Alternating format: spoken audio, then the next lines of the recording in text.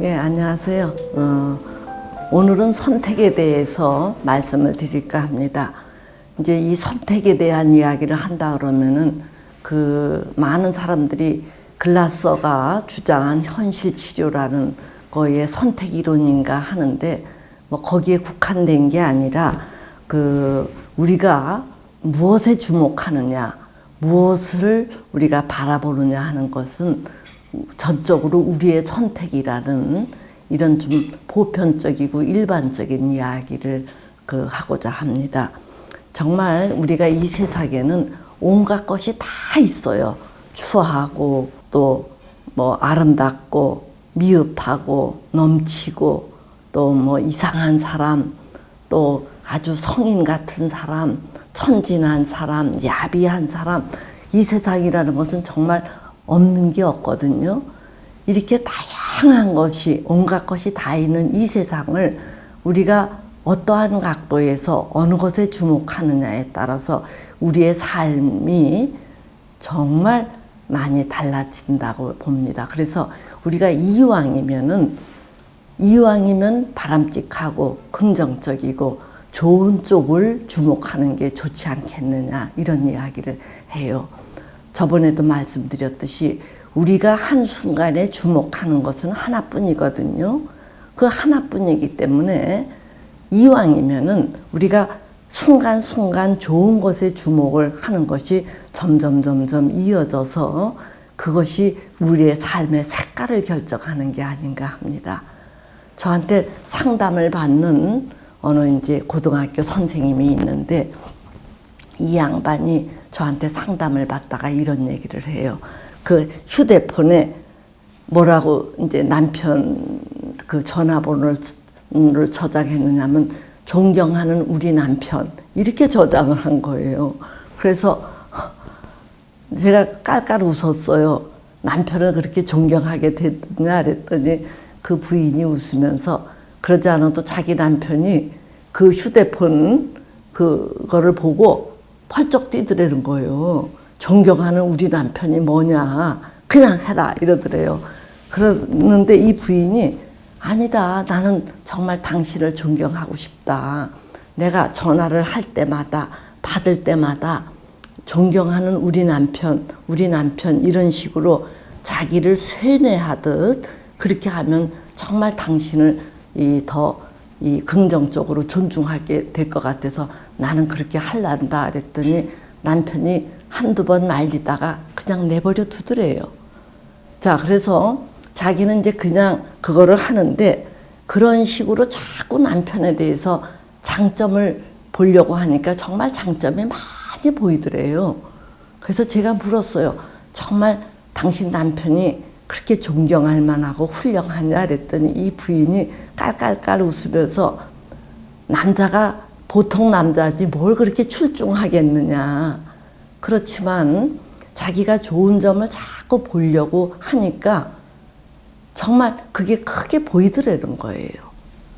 그래서 자기가 남편을 극진히 이렇게 대해줬더니 남편도 다른 어떤 것보다도 이 부인인 자기를 더 우선시한대요. 남편이 애들을 참 끔찍히 잘 여기고 잘 놀아주는데도 아무리 애들이 아빠를 좋아해도 남편에게 우선순위는 부인인 자기라는 거예요. 그래서 자기가 이런 남편을 지극정성으로 존중을 하려고 하니까 그 보답으로 남편이 자기에게도 그렇게 한다. 톡 까놓고 얘기해서 너무 자기 남편이 꼼꼼하니까 답답한 면이 있기는 하지만 이 자기가 터득한 게 조금 부족한 점을 지적해서 고치는 사람이 있겠느냐. 잘한다 해서 잘하는 걸로 부족한 점을 커버하는 게 빠르지 부족한 점을 지적했을 때 고쳐지는 것 같지 않아서 자기는 그 방법을 쓰지 않는다. 이렇게 얘기를 해서 제가 굉장히 놀랐어요. 그래서 제가 야 정말 대단하다. 그리고 지혜롭다. 그랬더니 이 부인이 깔깔 웃으면서 자기가 결혼 전에 저한테 상담을 받았던 부인이에요. 그때 제가 뭐라고 당부를 했느냐 하면은 그 어떤 경우에서든 선택을 할 때 사람을 존중하는 것을 최우선으로 삼아라. 이렇게 했다는 거예요. 그래서 자기는 그거를 늘 실천에 옮기고자 했고 돈이나 다른 수고스러움보다는 사람 존중을 실천에 했더니 지금은 늘 감사하고 고맙고 이런 그 기분으로 산다 그래요. 그렇다고 이 부인이 뭐 대단한 거를 이루었거나 대단히 잘 살거나 이러지 않아요. 그럴 때도 볼 때마다 늘 싱글벙글 이렇게 웃는 모습이 참 훌륭해요. 그래서 저는 그 부인을 볼 때마다 말은 사람을 가장 소중하게 여겨라. 이런 말은 제가 했지만 진짜 실천에 옮기는 사람은 이 사람이 아닌가 싶어서 저는 그 부인이 올 때마다 정말 이게 존중하는, 존경하는 마음으로 그 부인을 상담을 하곤 합니다. 자, 그런데 이제 제가 이렇게 그 부인을 상당히 긍정적으로 이제 보는 이유는 이 부인도 사실은 상담 공부를 한 분이에요. 그런데 그 상당히 이 삶이라든가 주변을 긍정적으로 보는 눈이 굉장히 고마워서 그래요. 제가 이거를 고맙다고 하는 이유는 뭐냐면은 이 클라이언트들, 즉 내담자들이 처음에 어떤 부적응을 이렇게 앓거나 어려움이 있을 때 처음에는 부모를 원망한 마음이 별로 없이 자기가 부대껴서 와요. 그런데 이제 이 상담 공부를 했거나 상담하는 사람들은 이 사람이 언제부터 어떤 취약성을 가지고 있다가 어떤 자극을 만나서 이렇게 부적응 형태를 이룩하는가 하는 것들을 쭉 이제 개념화하기 위해서 그런 것들을 찾잖아요. 찾는 과정에서 늘 뭐를 찾느냐 하면은 부모님과의 애착관계라든가 부모님의 어떤 환경, 또 부모님에게서 어떤 대접을 받았느냐, 이제 부모에게서 어떤 상처를 받았느냐, 이런 것들이 이제 발견되는 거예요. 그래서 이제 그런 것들을 내담자가 알게 되기 때문인지 상담을 받는 사람들의 많은 사람들이 부모 탓을 하는 이들이 그렇게 많아요. 그래서 저는 가끔 어떤 생각을 하느냐 하면은 상담이라는 것을 전혀 모르는 사람들은 자기가 못나서 이러한 상태에 빠져 있는 것이려니 생각을 하는데 상담 공부를 했거나 좀 상담을 받았던 사람들은 상담자에 의해서 많이 오염되는 경우들이 있더라고요. 내가 어렸을 때 부모님이 이러이러한 것을 못 해줘서 이러이러한 상처를 내게 줬기 때문에 내가 이러한 취약성을 갖고 있다가 이러한 상태에 빠지게 됐다. 그래서 1차 이 탓을 부모에게 돌리는 경우들이 너무 많은 거예요. 그 전에 어떤 이제 모녀가 집단 상담회를 참석했어요. 그래서 제가 물었지요. 어떻게 해서 엄마와 딸이 집단에 오게 되었습니까? 라고 물었더니 이 엄마가 씩씩거리면서 얘기를 하는 거예요. 우리 딸이 그전에는 참 착했는데 딸이 사귀던 사람하고의 결혼을 이제 이게 어그러졌는데 그러고 나서 너무 상처를 받아갖고 상담을 받기 시작했대요. 근데 상담 받고서부터는 딸이 어찌나 못되게 부모를 탓하는지 근 2년을 시달렸다는 거예요. 그래서 뭐 심지어 어렸을 때 왜 나에게 피아노를 안 가르쳤느냐, 왜 오빠에게는 학원을 보내고 나는 학원을 안 보냈느냐, 뭐 이런 기억에도 없는 지 소시적의 이야기를 다 끄집어내서 이렇게 들들들 괴롭혀서 그놈 상담자가 누군지 가서 따져보자. 이제 엄마가 막 드디어 화를 터뜨린 거예요. 그러니까 이 딸이 엄마를 데리고 그 자기가 상담을 받던 그 상담자에게 데려가질 못하고 그 어머니를 모시고 제가 하는 집단 상담회를 온 거예요. 그래서 이게 어떻게 된 일인가 하고 이렇게 보니까 내용이 그렇더라고요. 이 딸이 사귀던 남자가 있었어요. 그래서 이 두 사람 다 무슨 이게 전문가가 되는 이 시험을 이제 함께 공부를 했는데 딸은 떨어지고 이 남자는 합격을 했어요. 그러니까 이 남자의 몸값이 갑자기 불어난 거예요. 그래서 이 남자의 어머님이 우리 아들에게 시집을 오려면 이만큼을 해왔으면 좋겠다. 이렇게 노골적으로. 그러니까 이 딸이 기가 막힌 거예요.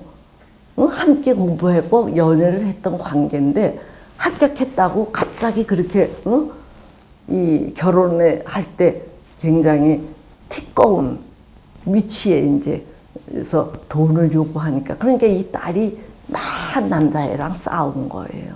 그러고 헤어지고 너무 상처를 받은 이 여자가 이제 뭔가 상담을 받으면서 탓을 부모에게 돌린 거예요. 그래서 이걸 어쩌지 이러고 있는데 저랑 같이 일하는 코워커는 뭐라고 얘기를 하느냐 하면은 저한테 부탁을 해요. 이 어머니를 손을 봐야 되겠는데 딸이 있는 앞에서 어머니 손보기가 그러니까 딸을 한번 쉬게 해라. 그래서 알았다 그러고 딸 보고 요번 타임에는 들어오지 말라 그랬어요. 그렇게 해놓고 이 엄마에게 이제 철주님이라는 우리 코워커가 자, 돈 벌어서 뭐 하려고 돈 벌어요? 원래 그게 옳은 거는 아니지만 우리 사회에서 전문가가 되면은 몸값이 뛰는 게 일반적이지 않느냐. 그래서 그 남자애가 합격을 해놓고 그 몸값이 뛰니까 그럴 때 이 애는 원래 연애하던 관계니까 뭐 이런 법이 있느냐고 펄펄 뛰더라도 어른인 부모는 세상 이치가 그런 거다. 세상이 원래 그렇게 해. 이렇게 얼른 알아차리고 돈을 얼른 들여서 두 젊은이들이 싸우지 않도록 빨리 시집을 보내지 왜 뒷짐지고 있었느냐. 그게 부모의 실책이다 이거예요. 여러분 이해하시겠어요? 그래서 저도 그런 거를 딸이 이걸 세세하게 언어화는 안 해도 그런 부모에 대해서 야속함이 있는 거예요. 그걸 자기를 뒷바라지해서 얼른 시집 보내지 않고 미적거리는. 그래서 하여튼 그 결혼이 파토가 났는데 딸은 이제 상담을 받으면서 그런 서운함을 어디에 빗대서 표현하는 거냐 하면은 그 어렸을 때 오빠와 자기를 차별하는 거, 또 뭐 자기가 원하는 걸 들어주지 않은 거, 자기를 외롭게 하는 거, 이런 옛날 옛적의 이야기들을 다 토해내면서 빗대서 이제 부모를 공격한다는 얘기예요.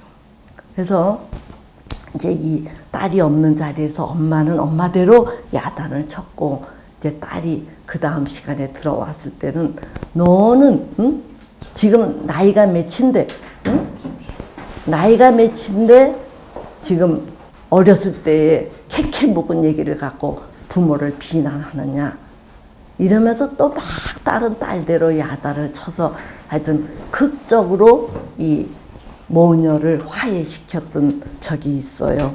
이런 극적인 사건과는 달리 저에게도 이제 조카가 심리학 공부를 했어요. 근데 얘가 가난한 동네에서 자랐던 어떤 남자와 연애를 하면서 저한테 하는 얘기가 고모 참 희한한 현상이 있어. 그래서 뭔데? 그랬더니 자기 친구들 심리학 공부하는 애들은 모이기만 하면은 부모 타령을 한대요. 부모가 뭐 언니랑 나를 차별했어. 또는 뭐 부모가 내가 원하는 걸 해주지 않았어.